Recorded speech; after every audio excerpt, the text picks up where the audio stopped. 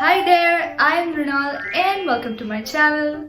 Here I usually make videos about books, reading, writing and journaling, but this time I decided to do an educational video on the topic how to study history, civics and geography easily without you having to mug up.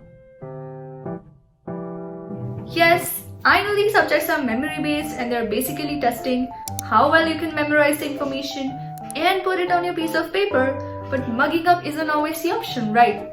There is a way to learn these subjects while you understand everything that you're reading, and you also don't have to force yourself to mug up or by heart anything. The board season is just around the corner, and being a student, I myself have experienced the confusion regarding how to study these scoring subjects of history, civics and geography and not end up losing my marks instead. So all these methods are tried and tested while I was giving my 9th and 10th standard ICSE board examinations.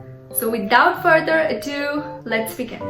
The way to study all these three subjects is reading, and that's where all the trouble begins. Students tend to look at the length of the chapter or the number of chapters they are supposed to cover and end up convincing themselves that they won't be able to read or won't be able to sit through, that it's too long and too boring. And many of us soak up the anxiety of having to learn this information now or at some point, and which is why we don't know where to begin. For this, I have a technique which I myself came up with, and I decided to call it the 3 reads technique. The number 3 sounds like a long, tedious process, but there is a significance to each read. The first read is just a read from the start to the end where you don't memorize anything in details. For example, if you take up a chapter, The Revolt of 1857, the first read would only give you a vague idea about all the things that are going on in the chapter. In the end, you would be confused, but you would still have a little idea that yeah, there are some causes mentioned, there are some events mentioned, there are some dates mentioned, but you would still not recall them with all the exact details. But that is the whole point of this read, to help you start somewhere, so that you eventually figure out how to go about it. This read is important in your self-study, but most of us tend to skip this read because we are in the haste of memorizing everything, and also we know that there is a shortage of time. After you get a brief idea about the chapter, you would now move on to the second section, in which you divide the chapter into sections, divided based upon the headings or the subheadings. Any which way you find it is correct for you, and each section can be read once or twice or as many times until you feel you have completely understood everything that is written in there. And the way to find out if you have understood or not, you will find it out when you move on to the next section. And if you are not able to correlate the information with the one you read earlier, it means it is time to revisit the earlier section and reread it until you have completely understood. You can also begin with the process of memorizing because you now have a smaller area of focus instead of looking at the vast chapter as a whole. After you have done reading this chapter section-wise, you would now move on to the third read, which would only prove significant if you have done the first 2 reads sincerely. Assuming that you could have underlined and annotated on your textbook while reading, the third read would again be a read from the start to the end, but you yourself would notice that this time you are much quicker than the first read, and whilst reading the chapter now, you would look at all the things that you were successful in reading or memorizing, and also the ones that you skipped or the ones which are written between the lines.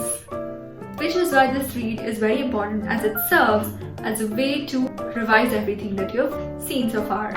Once you're done reading a chapter, it is important to know where you stand, and you can do this by solving questions. When you go to solve the questions which are given in the back of your textbook, first try to focus on the short answer questions. These 1 or 2 mark questions are the backbone of your social science papers, and this is where students usually tend to lose their marks, because here you are asked to be more specific, and that could only be achieved through practice.